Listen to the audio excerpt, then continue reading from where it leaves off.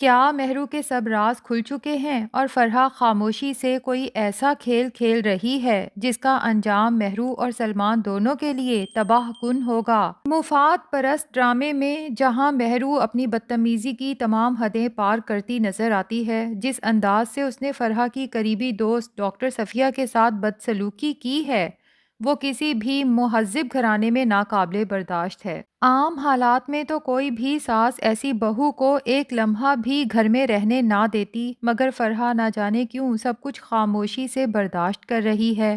شاید اس کی وجہ وہ غلط فہمی ہے جو زین کے ہونے والے بچے کے حوالے سے مہرو نے سب کے دماغ میں ڈال رکھی ہے، اور اسی غلط فہمی کے سہارے مہرو اب تک اپنی ہر بدتمیزی پر پردہ ڈالنے میں کامیاب رہی ہے۔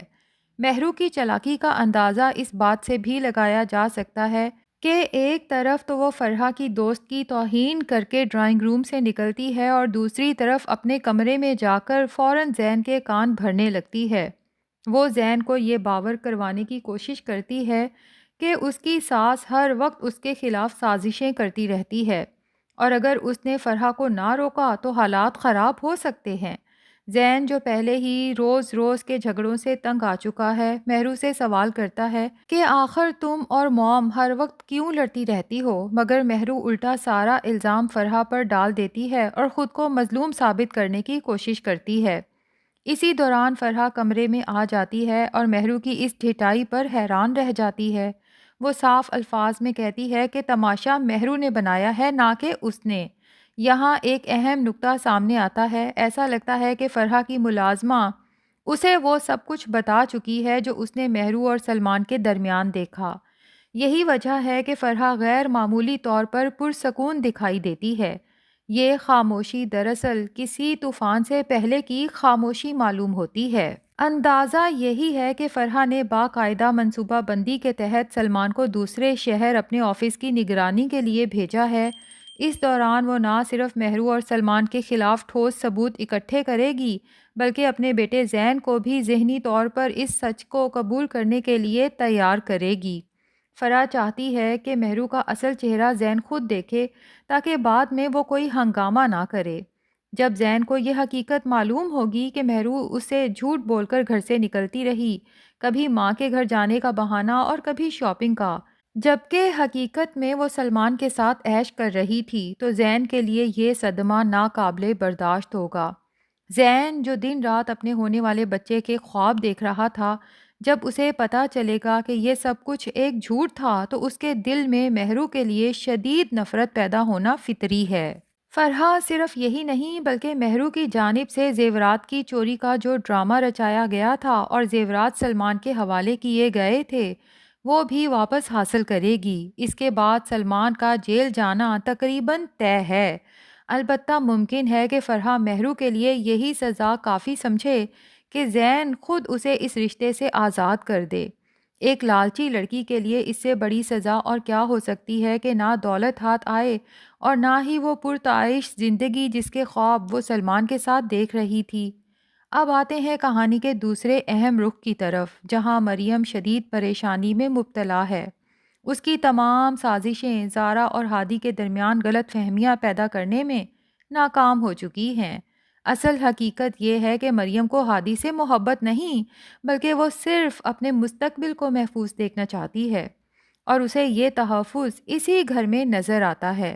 جب مہرو مریم کے دل میں یہ بات ڈالتی ہے کہ زارا نے ہادی کو اس سے چھین لیا، تو مریم کے ذہن میں یہ خیال جنم لیتا ہے کہ اگر زارا اتنی شفاق ہو سکتی ہے کہ مہرو کی محبت چھین لے، تو پھر میں بھی زارا کی محبت چھین سکتی ہوں۔ یہی وجہ ہے کہ جب ہادی کی شادی کی تاریخ طے کی جاتی ہے تو مریم اندر ہی اندر ٹوٹ جاتی ہے۔ اسے لگتا ہے کہ اس کے تمام پلانز بری طرح سے فلاپ ہو چکے ہیں اور اب وہ ہادی کو کبھی حاصل نہیں کر سکتی اور اس کی زندگی کبھی خوشحال نہیں ہو سکتی۔ لیکن جیسے ہی شادی کی تاریخ فائنل ہونے پہ عدیل صاحب، تحریم بیگم، ہادی کی ماں اور منیر صاحب کو مبارکبادیں دیتے ہیں، آپس میں مٹھائیاں تقسیم کرنے لگتے ہیں کہ اسی دوران میں زارا ہمت جمع کر کے وہاں آتی ہے اور سب کے سامنے کہتی ہے کہ پھپھو جان، ماموں جان، مجھے معاف کر دیں، لیکن میں یہ شادی نہیں کر سکتی۔ مریم کو تو اپنے کانوں پر یقین نہیں آتا۔ یہ کیا؟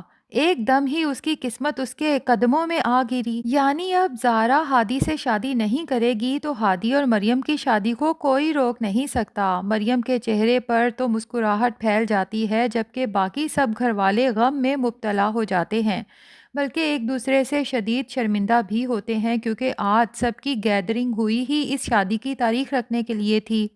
اب منیر صاحب اور ہادی اپنی ماں کو لے کر وہاں سے نکل جاتے ہیں۔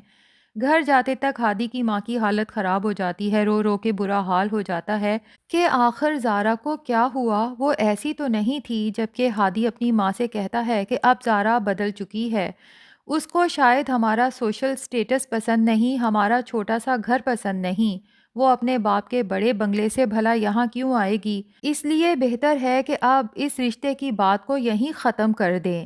دوسری طرف مریم تو بہت ایکسائٹیڈ ہوتی ہے، یہ خبر مہرو سے شیئر کرتی ہے اور مہرو بھی سن کے بہت خوش ہو جاتی ہے اور مریم کو مشورہ دیتی ہے کہ اب وقت ضائع کیے بغیر جلد سے جلد ہادی کو اپنا لو، کہیں ایسا نہ ہو کہ ان دونوں کے درمیان غلط فہمیاں ختم ہو جائیں اور تمہارا چانس بھی ختم ہو جائے۔ اب مریم تو کوشش کرے گی ہادی کے قریب ہونے کی، لیکن زارا کی اس حرکت کے بعد ہادی جیسے ہنسنا بولنا دوسروں سے بات کرنا ہی چھوڑ دے گا۔ مریم جب بھی ہادی سے بات کرے گی ہادی اٹھ کے وہاں سے چل دے گا، چپ چاپ اپنے کمرے میں خود کو محدود کر لے گا، اور یہ سب دیکھ کر مریم کا دل بری طرح سے ٹوٹ جائے گا۔ اسے احساس ہوگا کہ ہادی کی اس حالت کی ذمہ دار وہی ہے، اسے بھی ہادی نہ ملا اور ہادی بھی خوش نہ ہوا۔ مریم کو سمجھ نہیں آئے گا کہ اب کیا کرے، جبکہ دوسری طرف ریحان محسوس کرے گا کہ زارا نے سب کے سامنے جب سے شادی سے انکار کیا ہے اس کے بعد زارا کے چہرے کی رونق ہی جیسے ختم ہو گئی ہے۔ زارا کا بھی وہی حال ہوگا جو ہادی کا، خود کو کمرے تک محدود کر لے گی۔ ریحان زارا کے پاس جائے گا اور کہے گا کہ زارا، ہم دونوں صرف بہن بھائی نہیں بلکہ دوست بھی ہیں، آپ اپنے دل کی بات مجھ سے کر سکتی ہیں۔ مجھے لگتا ہے کہ کوئی نہ کوئی بڑی وجہ ہے، ورنہ میں جانتا ہوں آپ ہادی سے کتنی محبت کرتی ہیں، تو پھر آپ نے بھلا اس سے شادی سے کیوں انکار کر دیا؟ لیکن زارا، جو شاید عالیہ کی جھوٹی محبت کے بعد اب کسی کی بھی محبت پہ اعتبار کرنے کے قابل نہیں رہی، ریحان سے کہے گی کہ ریحان، یہ جسے ہم محبت سمجھ لیتے ہیں نا، دراصل یہ اکثر ہمارا دھوکہ نکلتا ہے۔ لیکن ناظرین، لگتا یہی ہے کہ ریحان زارا اور ہادی دونوں کو ایک کرنے کی کوشش کرے گا، کیونکہ وہ جانتا ہے کہ ہادی اور زارا میں بناوٹ نہیں ہے، یہ دونوں سچے اور کھرے ہیں اور سچ میں ایک دوسرے سے محبت بھی کرتے ہیں۔ اب ہو سکتا ہے ریحان اس سلسلے میں مریم سے ہی کانٹیکٹ کرے، اور جب اسے پتہ چلے کہ ادھر ہادی کا بھی یہی حال ہے تو ریحان مریم سے کہے کہ مریم، میں آپ سے دو باتیں کرنا چاہتا ہوں۔ ایک تو یہ کہ میں آپ سے شادی کا خواہش مند ہوں، اپنے گھر والوں کو آپ کے گھر بھیجنا چاہتا تھا، لیکن زارا اور ہادی کے درمیان میں یہ جو کچھ ہوا ہے نا، اب مجھے لگتا ہے کہ شاید میں بھی اپنا رشتہ نہ بھیج پاؤں۔ کیا ایسا ممکن ہے کہ ہم ان دونوں کے درمیان میں غلط فہمی ختم کر دیں؟ مریم کو تو اپنے کانوں پر یقین نہیں آئے گا کہ ریحان اسے پسند کرتا ہے۔ مریم، جو ہادی سے شادی کر کے ہی سوچ رہی تھی کہ میری زندگی بہت اچھی ہونے والی ہے، ریحان سے شادی کر لے تو مریم سوچتی ہے میری زندگی تو مہرو سے بھی اچھی ہو جائے گی، اور پھر مریم اپنے دل کو ٹٹولے گی تو اسے احساس ہوگا وہ ہادی سے محبت نہیں کرتی، ہادی سے شادی صرف اپنا فیوچر سیکیور کرنے کے لیے کرنا چاہتی تھی، اور ریحان کے ساتھ شادی کر کے تو اس کا فیوچر سیکیور ہی نہیں، بہت بیسٹ ہو سکتا ہے۔ اب مریم کو تھوڑا یہ بھی احساس ہوگا کہ ہادی اور زارا سچ میں ایک دوسرے کو چاہتے ہیں، اور ہو سکتا ہے اسی دوران مہرو کا بے نقاب چہرہ بھی سب کے سامنے آ جائے۔ بہرحال مریم ایٹ دا اینڈ زارا کو جا کے سب بتا دے گی، اس سے اپنے کیے کی معافی مانگے گی اور زارا کو سب سچ بتا دے گی کہ تمہارے اور ہادی میں غلط فہمی کی دیوار کھڑی کرنے کی ذمہ دار میں ہوں، ورنہ ہادی نے تو کبھی مجھے اس نظر سے دیکھا ہی نہیں، وہ تو مجھے اپنی چھوٹی بہنوں کی طرح سمجھتا ہے۔ یہاں زارا کو مریم پر غصہ بھی آئے گا، لیکن ساتھ ہی اسے خود پر بھی غصہ آئے گا کہ آخر وہ ہادی کی سچی محبت کو کیوں جان نہیں پائی۔ تو ناظرین، لگتا یہی ہے کہ ڈرامے کے اینڈ پہ زارا، ہادی، مریم اور ریحان تو ایک ہو جائیں گے، لیکن مہرو اور سلمان دونوں جیل کی سلاخوں کے پیچھے نظر آئیں گے۔ ویسے آپ کا اس کے بارے میں کیا خیال ہے؟ کمنٹس میں ضرور بتائیں۔ ریویو پسند آیا ہے تو ویڈیو کو لائک اور چینل کو سبسکرائب بھی کر دیں۔